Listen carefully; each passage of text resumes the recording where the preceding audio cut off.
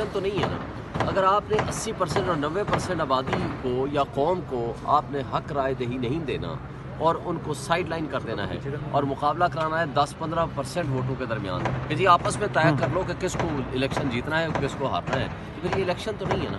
پھر اس کو آپ الیکشن کیوں کرا رہے ہیں؟ بیسیکلی مجھے جو لگتا ہے سپریم کورٹ نے چونکہ زبردستی کرایا نا کہ 8 فروری کو الیکشن کرائیں, اب اس کو فرسٹریٹ کرنے کے لیے انہوں نے کہا تسی کہندے ہو نا الیکشن کرائیے, ساڑھا تو پھر الیکشن یہی ہوئے گا جو تسی کرنا ہے کر لو. تو میں نے صبح ابھی سپریم کورٹ کے چیف جسٹس سے بات کی ہے, ریکویسٹ کی ہے کہ جی ہماری بات سنیں. انہوں نے مجھے کہا ہے کہ جو ہی کیس ختم ہوتے ہیں آپ آئیں ہم سے بات کریں. میں ان کو ریکویسٹ کروں گا کہ یہ الیکشن تو نہیں ہے نا, یہ اس بات پہ مجبور کر رہے ہیں کہ آپ جس طرح اگر کراتے ہو آپ مجبور کرتے ہو کہ الیکشن کرانا ہے تو پھر ہم اسی طرح کرائیں گے, ورنہ کوئی عدالت ہمیں کہہ دے کہ یہ الیکشن تو الیکشن ہی نہیں ہے آپ اس کو پوسٹ پون کر دیں.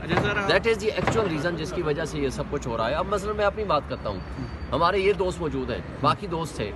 30 تاریخ کو جس دن میری اسکروٹنی تھی میں میڈیا کو ساتھ لے کے گیا کہ اسکروٹنی کا ٹائم میڈیا میرے ساتھ رہے, کیونکہ مجھے پتا تھا کہ ہواؤں کا رخ جس طرف ہیں یا جس طرح جتنے ہمارے خلاف ہیں. تو میں نے کہا جی کوئی اعتراض آپ کا, کوئی کسی ادارے کا, یہ میری پراپرٹیز ہیں, یہ میرے ٹیکس ہیں, یہ سب کچھ ہے. اگر کوئی اعتراض بھی کسی جگہ سے آیا ہے مجھے موقع دیں, میں کنفرنٹ کریں میں تاکہ اپنا جواب دے سکوں.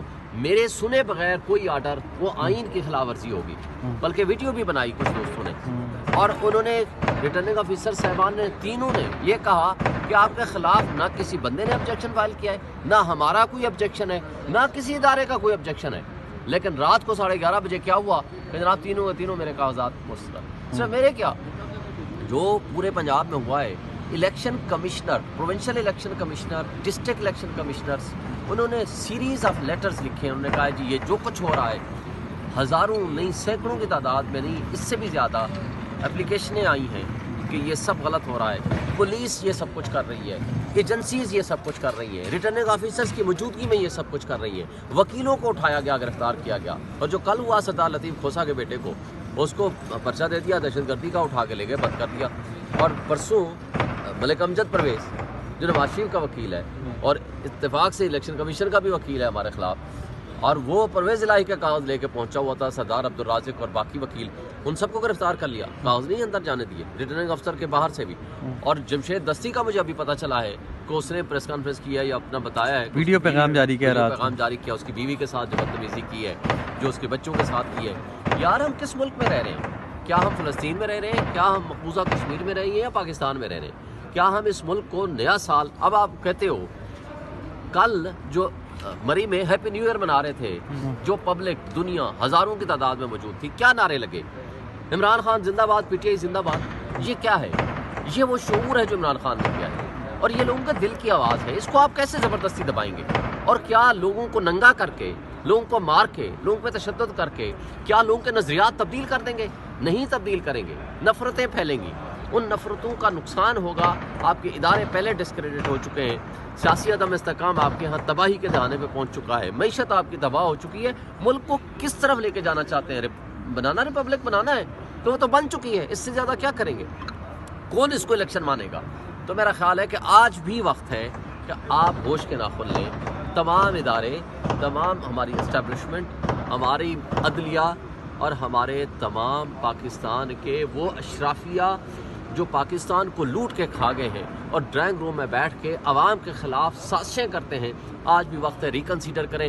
نہیں کریں گے استغفر اللہ, اللہ معاف کرے, خونی انقلاب آئے گا اور اس کا نقصان ہمارے ملک کو ہوگا, ہمارے ملک کے ان اداروں کو, ان شخصیات کو ہوگا جو اس ملک کے عوام کے خلاف سازشیں کر رہے ہیں. سر آپ کے کاغذات پہ جی آرڈر مل گئے, میں نے اپیل فائل کر دی ہے. آپ کے اعتراض کیا ہیں؟ اپیل فائل کر دی ہے. اعتراض وہ لگایا ہے جو میرے سے ریلیٹ ہی نہیں کرتا.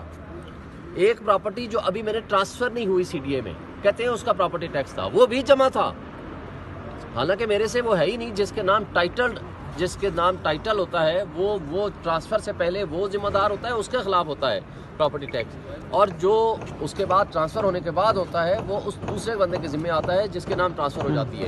لیکن اتفاق سے سکروٹنی سے پہلے وہ بھی جمع تھے, لیکن انہوں نے چونکہ بہانا چاہیے تھا, انہوں نے ریجیکٹ کرنا تھا, سو کر دیا.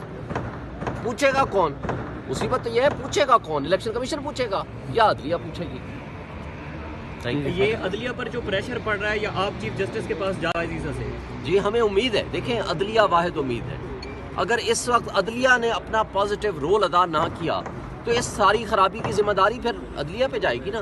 عدلیہ نے کہا ہے 8 فروری کو الیکشن کرائیں. عمرتا بندیال صاحب کی بینچ نے کہا تھا پہلے 30 اپریل کو الیکشن کرائیں, نہیں ہوئے. پھر کہا 14 مئی کو الیکشن کرائیں, نہیں ہوئے. اگر اس وقت سپریم کورٹ تقسیم کا شکار نہ ہوتی, میں اس کی ذمہ داری سپریم کورٹ پہ دیتا ہوں, اس وقت تقسیم کا شکار نہ ہوتی, اس وقت انہوں نے فیصلوں پہ عمل درآمد کرایا ہوتا, آج ملک کا یہ حشر نہ ہوتا.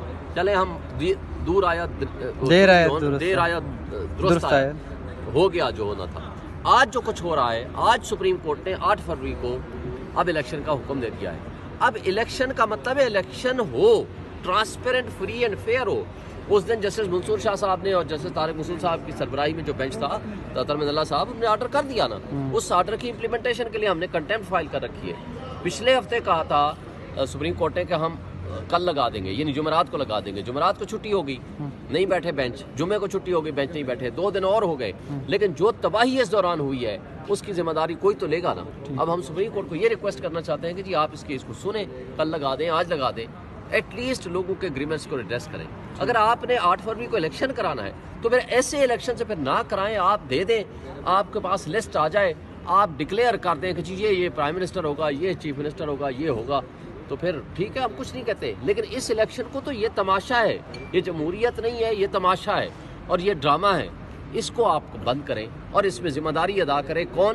وہ عدلیہ ہی ہے. ہمیں ان سے ابھی بھی امید ہے, اس لیے کہ کم سے کم کاغذوں میں آئین موجود ہے, کاغذوں میں کم سے کم عدلیہ کام کر رہی ہے.